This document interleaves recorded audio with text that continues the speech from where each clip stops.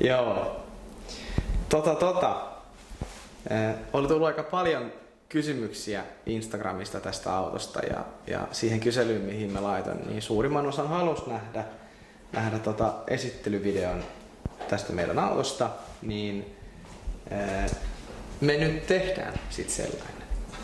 Eli jos me aloitetaan ihan, jos sä tulet vaikka tänne, niin jos me aloitetaan ihan niin kuin autosta ylipäänsä, niin koppa on 2002 vuosimallin E46 ja tää on alkuperäinen 325. Mä en itse asiassa tiedä, mistä maasta tää koppa on tullut. Mä vähän epäilen, että se on Saksasta alun perin. Kori on vahvikehitsattu. Siinä on kaikki massat poistettu, hiottu se pohja, pistetty maalia päälle. Se on periaatteessa siinä sen kopan kanssa. No totta kai niitä perus E46 kiinnityspisteitä. Esimerkiksi taka-ahurungolle ne on vahvistettu, koska ne on aika yleisiä. Nekin menee ihan rikki vakiotehoilla, että ne on ihan pakko tehdä. Ehkä me sitten siirrytään tähän korisarjaan. Ruotsissa tehty. Se on Pandem-pohjainen sarja, missä ei näy niitä niittikohtia. Ne on paklattu kiinni, tai ne oli näin, kun ne tuli siitä valmistajalta. Jos otat tänne päin vähän, niin kattokin on lasikuitua, ovet on lasikuitua, kaikki kyljet, takaluukut, puskurit, sun muut, kaikki on lasikuitua. Hieno puskuri onkin muuten. On tosi hieno puskuri. Se on saanut vähän korjauksia vuosien varrelta.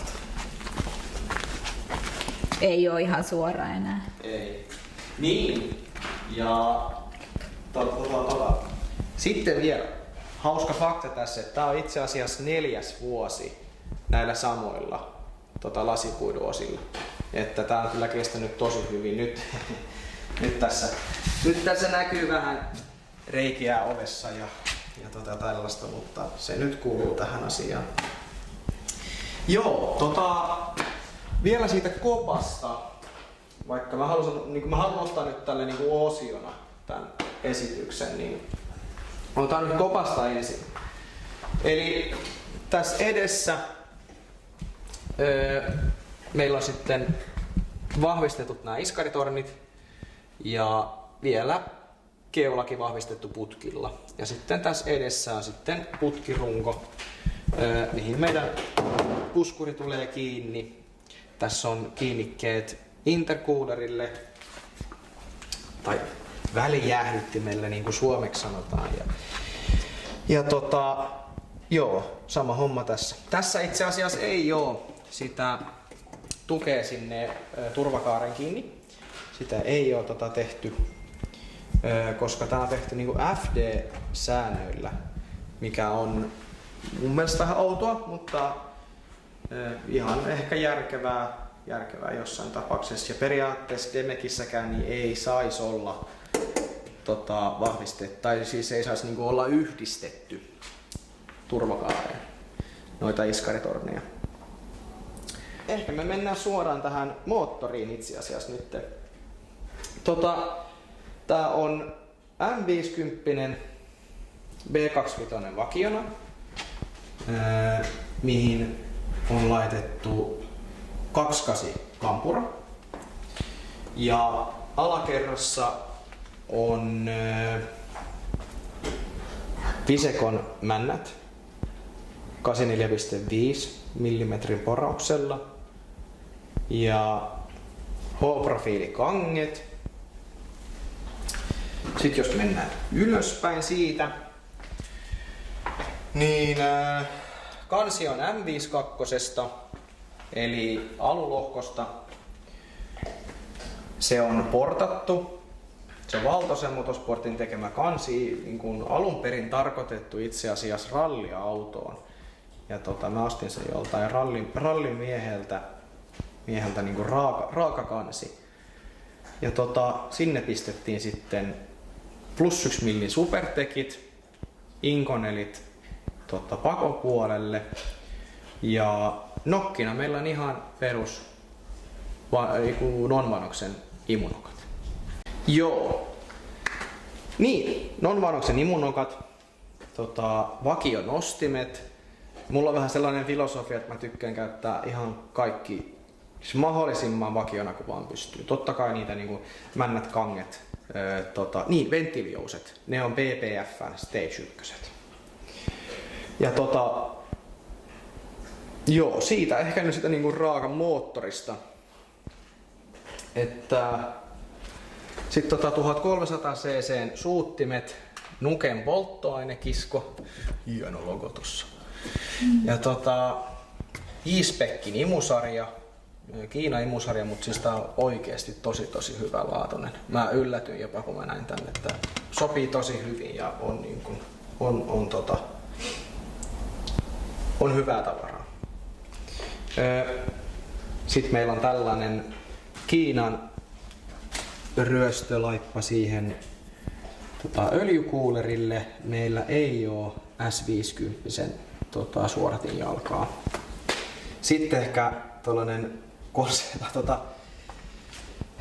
huono juttu tässä moottorissa, niin meillähän on vielä me käytetään vielä vakiodamperia. Eli me kierrätään tätä moottoria vaan 7 tonniin asti, koska sit muuten tulee niitä harmonisia sinne kankeen tai kampuraan ja se saattaa aiheuttaa kaiken maailman ongelmia. Sitten öljypumppu, se on uusi, se on itse asiassa M52 TU:n öljypumppu eli tuplavanoksen öljypumppu, missä on vakin akseli tai se koko niinku vakin kitti. Vakin kitti. Joo. Mennään sitten vaikka vesipumpusta vielä. Tässä ei oo Orkis vesipumppua, se on kokonaan poistettu tai impellerit on poistettu. Eli meillä on pelkästään sähköinen vesipumppu tuossa moottorissa. Sitten pakopuolelle, no tässä nyt on aika hyvä nähdä, kun meillä on turbo otettu tuosta pois vähän vikojen testien jälkeen, niin ihan itse tehty pakosarja, Ruotsissa tehty, se jätkä, jolta mä ostin tämän, on tehnyt sen itse. Meillä on Turbosmartin hukkis. Niin, ei kai tässä sen kummempaa. Niin, no totta kai toi. Turbosystemsin HTX 40. Hän nimenomaan. Ja toi nyt rupeaa olemaan vähän maksimissaan, että meiltä loppuu, tai siis imulämmöt nousee aika reilusti nyt, että joo, se on, lämmöt nousee. Joo, siinä nousee.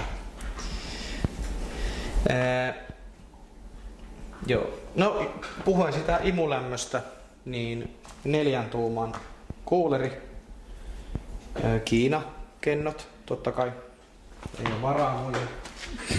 Niin sit mikä Gavel on suomeksi? Ingen aning. Gavel. No juu, näitä. Niin tässähän on Gavel lägenhet päätyy asuntoon. Ei kun niin. No joo, kuulerin päädyt, totta kai. Juu. Tässähän on tällaiset niin 90 päädyt, mikä ei ole ehkä mun mielestä ihan se optimaalisin, koska se kyllä vastustaa aika paljon ja se myös aiheuttaa lämmön nousua tossa kennossa. Mitä mä nyt oon ainakin ymmärtänyt ja luenut ja näin. Kiina dumppi. Tän kanssa meillä oli kyllä vähän ongelmia. Tää oli kyllä leikannut kiinni muutama kerta kesän aikana.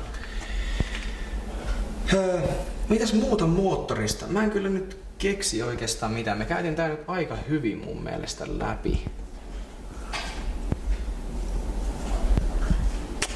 Niin. Joo. SPDn paineensäädin. Joo. Se on nyt varmaan siitä moottorista periaatteessa. Se vielä. Meillä oli ongelmia alkukaudesta se, että tehostinöljy keitti.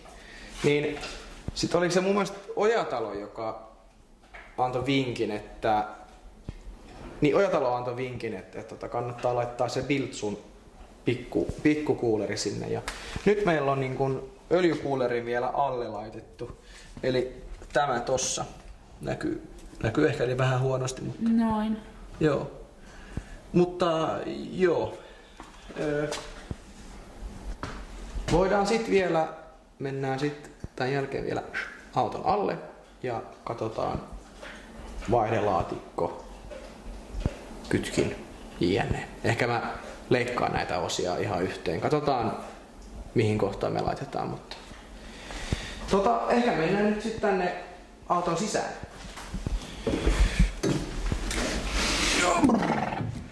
Kuuluuko sinne? Mahut se sinne vielä? Ehkä. Tullut syötyä liikaa nyt syksyllä. Niin. Tässä sisällä ei mitään erityistä. Meillä on vakiokojelauta. Tässä meillä on yleensä tuollaisen Android-padin siinä. Grip Royalin ratti. Täällä on vaan ihan niin kuin normikytkimiä, että meillä ei ole mikään PDM tai mikään sellaista käytössä. Ja meillä on vielä ihan normi fiakatkaisija tossa. Tuolit. Penkit. Penkit. Sparkon läppäpenkki kuskille. Ja sit Sparkon sprintti apukuskille. Meillähän on niinku vakio penkin kiinnikkeet käytetään. Siis täällä taas mä tykkään käyttää kaikki niin kuin mahdollisimman vakiona. Ja sitten vielä polkimet, sama homma. Kaikki vakio. On vieläkin ihan vakio kaasupoljin tässä autossa. Ja sitten toinen juttu, mikä on ehkä tulee sääntömuutoksiin ensi vuonneksi, niin meillä on jo toi räjähdyssuoja siinä, koska se oli itse asiassa Ruotsin säännöissä silloin kun tätä on rakennettu.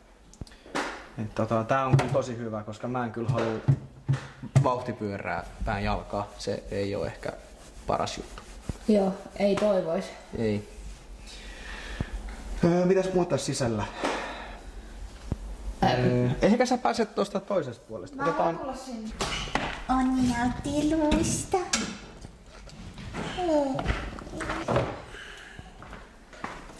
Niin, muuten tällainen homma tässä, niin yleensä mehän ajetaan kyllä ilman ikkunoita, mutta nyt viimeksi kun me käytiin Lapualla ajamassa niitä sponssikyydityksiä, niin kun meillä ei ole vaan yksi kypärä, missä on visiirit, niin näitä pitää sitten olla. Käsit jos sataa hirmuisesti. Nimenomaan. Sit se on ihan hyvä olla ne. Sitten se on hyvä olla. Sisätiloista vielä sen verran. Perussammutin, mikä säännöt vaatii. Ja sitten vielä sammutusjärjestelmä, mikä Ruotsin säännöt on sit joskus vaatinut. TRS:n oranssit vyöt tilattu ihan kustomina. Näitä saa aika helpostikin. Nämä ei ole oikeastaan edes maksa paljon. 3-tuumaiset apukuskille ja 2-tuumaiset hanssivyöt sitten kuskille. Mä menen istumaan sinne. Meistä. Kaaret. Tässä on Finessin kaaret. Tästä niin kuin drifting kaaret Finessistä.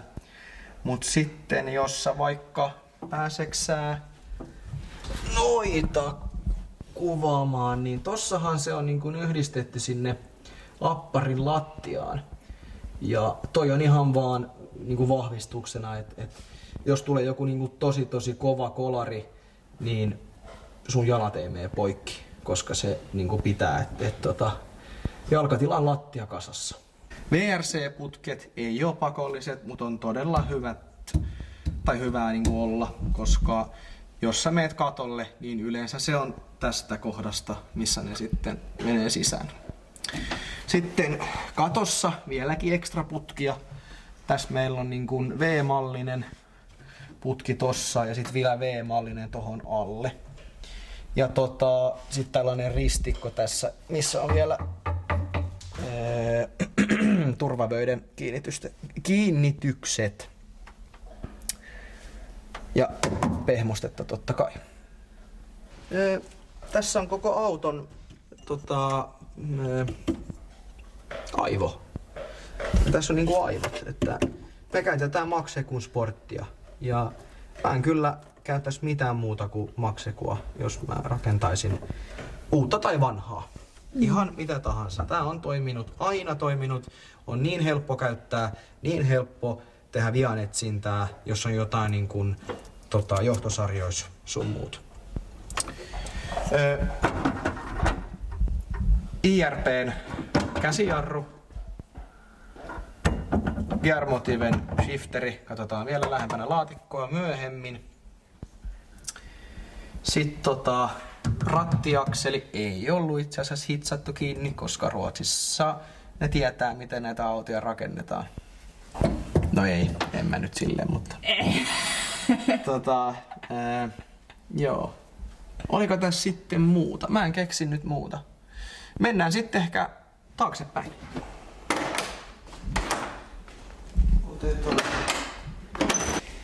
Joo. Nuken keruusäiliö, missä on 2 Valbron 450-siä syöttöpuolella ja sitten tankissa, niin tässä on vakiotankki ja siinä on yksi Valbron GST 341, joka sitten pumppaa tähän keruusäiliöön.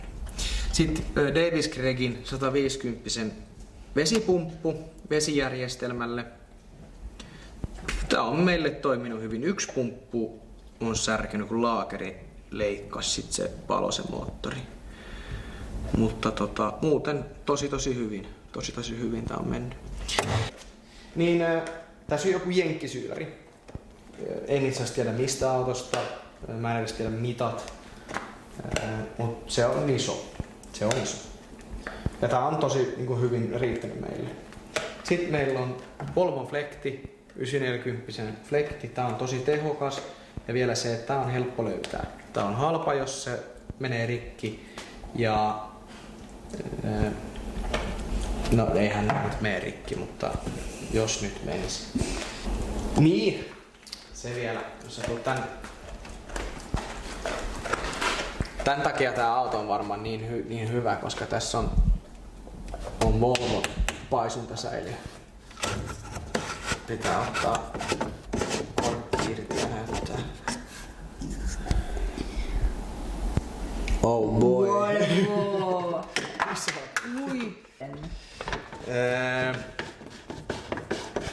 Niin.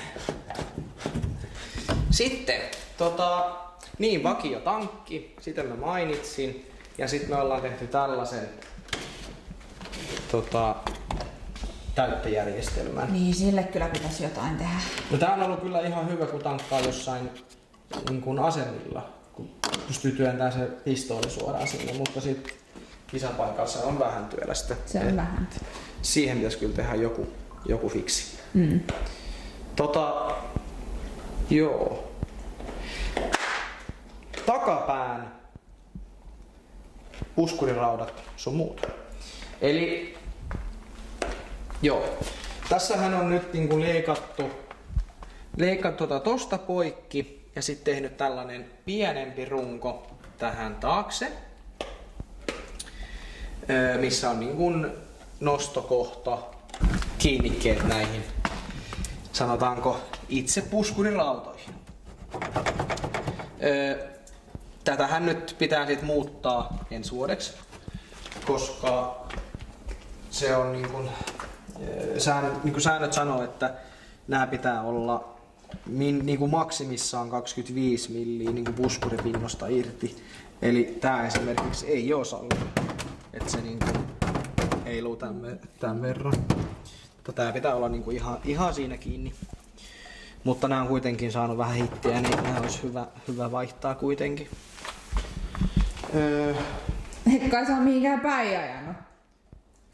Ei. Itse asiassa toi tuli Kuopiossa, kun rengas irtos. Sitten se vääntyi se koko homma. Joo.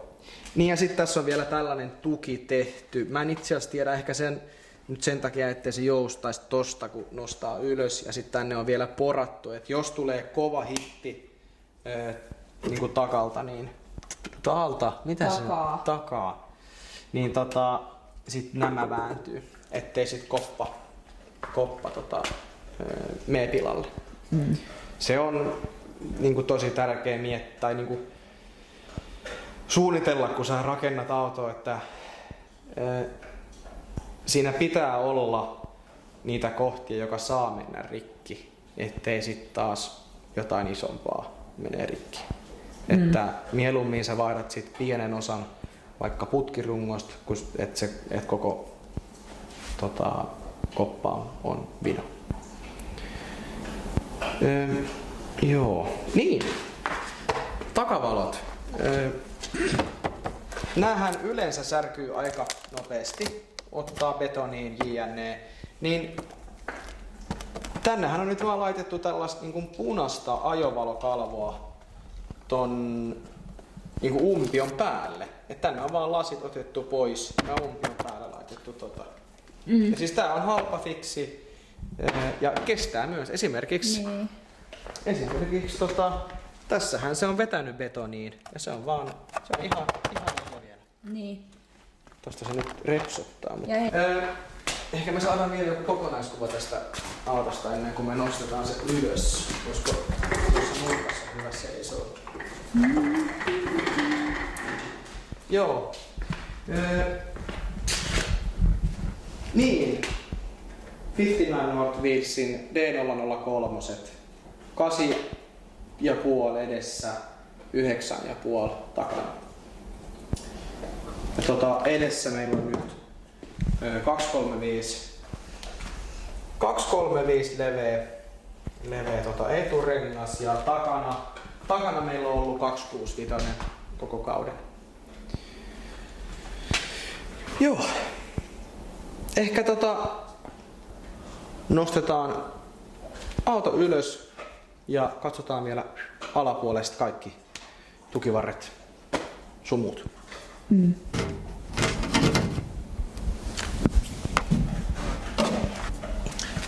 Nyt mä en tiedä miten tää.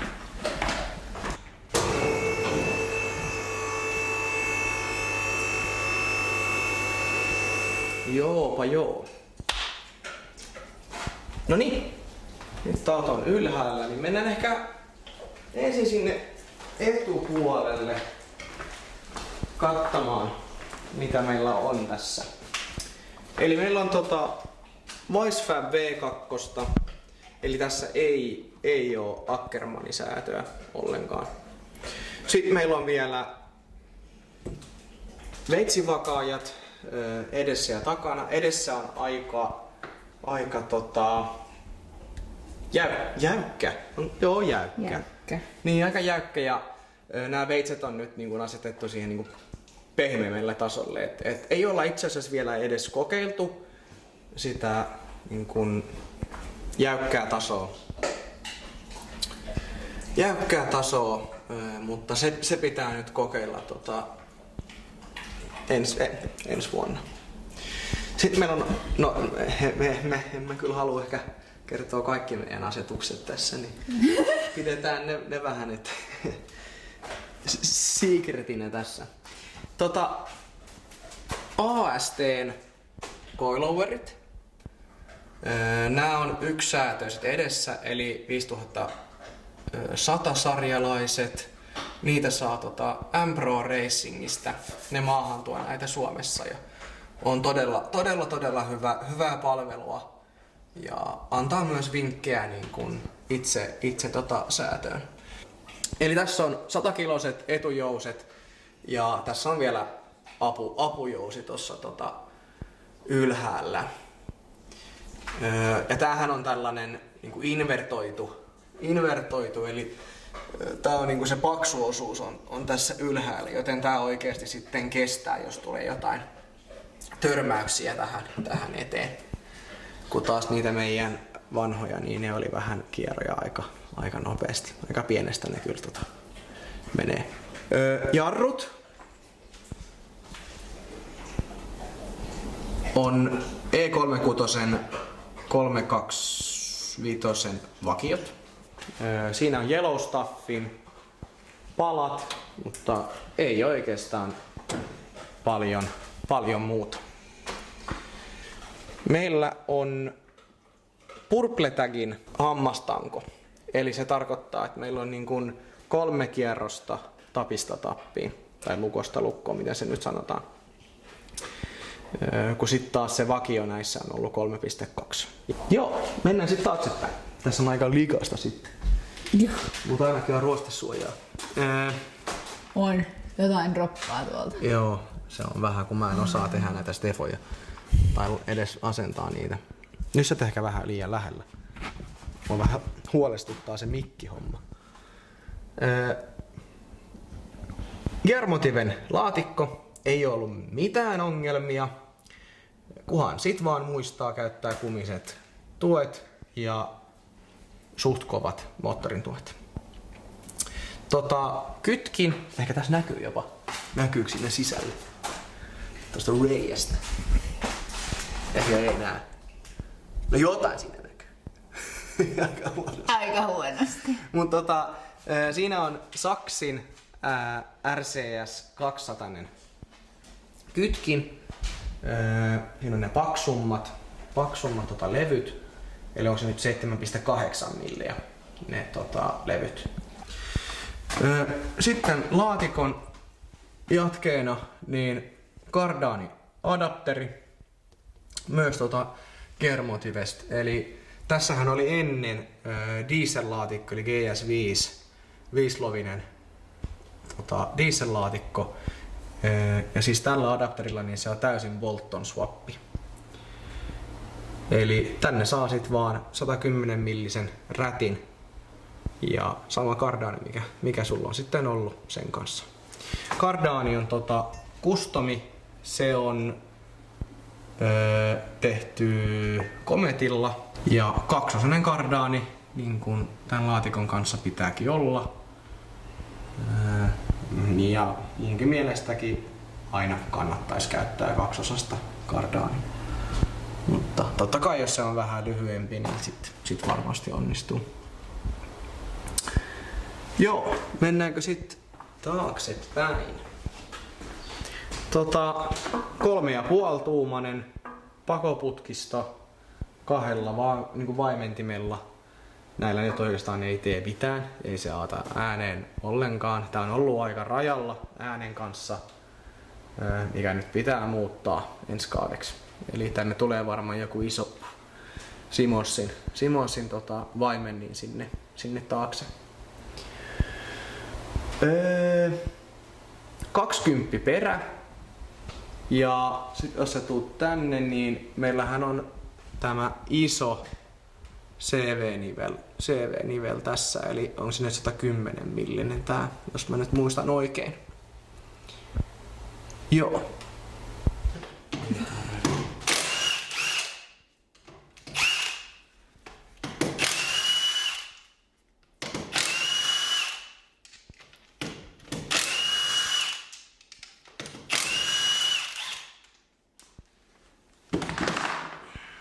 Miten nyt se on vähän helpommin kuvata tässä, jos me otetaan noita pois. Vakionivelet. Tässähän on myös niin kun, tai E46 perä ei ole keskellä vakiona, vaan se on pikkasen niin kun kuskin puolelle. Eli oikea vetari on pidempi kuin se toinen. Niin tänne on sitten vaan laitettu, tää on itse asiassa niinku vanha nivel, missä on vaan se ulkokuori. Eli se toimii sitten niinku spacerin ja sitten tässä on vaan pitkät pultit sinne. Eli tässä pystyy nyt... toinen puoli. Joo, tossa näkyy hyvin. Eli tässä on niinku PPFn vetarit, eli E34 vetarit. Ja sitten ulkopuolella on E34 navat.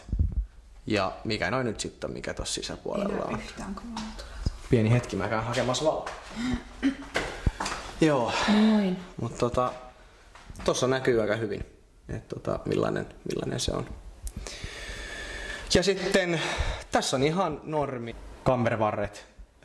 Sitten on hitsattu tällaiset muutterit tänne päälle, että saisi ne helposti, koska muuten tätä on pitänyt niinku säätää jollain knipeksillä, mikä nyt ei ole ehkä paras juttu. Ja ulkona Superflexin puslat pitäisi olla uniballit siinäkin, mutta uniballit on vähän sen mielestä huonot, että ne on sit hankala vaihtaa kisapaikalla, jos sun tarvii niinku vaihtaa koko kynkkä tai jotain, niin sit sulla pitää olla niinku 2 sarjaa niitä aina. Mm-hmm. Se on periaatteessa niin, akku meillä on tossa kiinnitetty ja tässäkin näkyy vielä takana oleva veitsivakaaja. Tässä on sitten nämä niin kuin pidemmät veitset, eli nämä ei ole yhtä jäykät kuin ne mikä on siinä edessä. Ja takana AST:n 5200 sarjasen tai niin kuin sarjan coilovereita, eli nämä on 2-säätöisiä. Eli pystyy säätämään reboundia ja bumppia erikseen. Joo. Onko tässä nyt sitten oikeastaan mitään muuta? Niin, no vakiotankki. Siitähän me puhuttiin itse asiassa.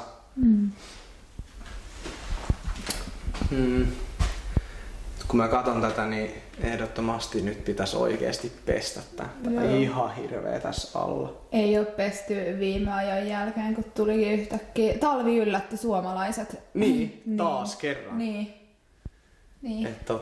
Tää nyt pitäisi saada pestyä kokonaan alle. Alta. Tää on hyvä, että mä saan vähän suomen kielen oppituntia tässä samalla. Tässä nyt aika niin kuin hyvin tiivistetty tää meidän auto. Tiimin auto ja joo. Ei nyt oikeastaan sen kummempaa, että jos on vielä lisäkysymyksiä, niin pistä vaikka kommenttiin, niin vastataan ehkä videolla tai sitten vastataan ihan vaan kommenttiin, riippuen vähän, että kuinka laaja se kysymys on. Ja sitten seuraavalla kerralla niin voidaan katsoa mitä tuossa peiton alla on. Niin, Tietäjät tietää jo. Niin, tietäjät tietää jo. Tossa tulee sitten toinen esittelyvideo. Ehkä velikin on siinä mukana, niin se saa vähän enemmän kertoa siitä yksityiskohdista, mitä se on tehnyt sille. Mutta kiitos, että jaksoit katsoa. Jos nyt joku oikeasti jakso katsoa tähän asti, niin palataan sitten seuraavaan videon parissa. Kiitos.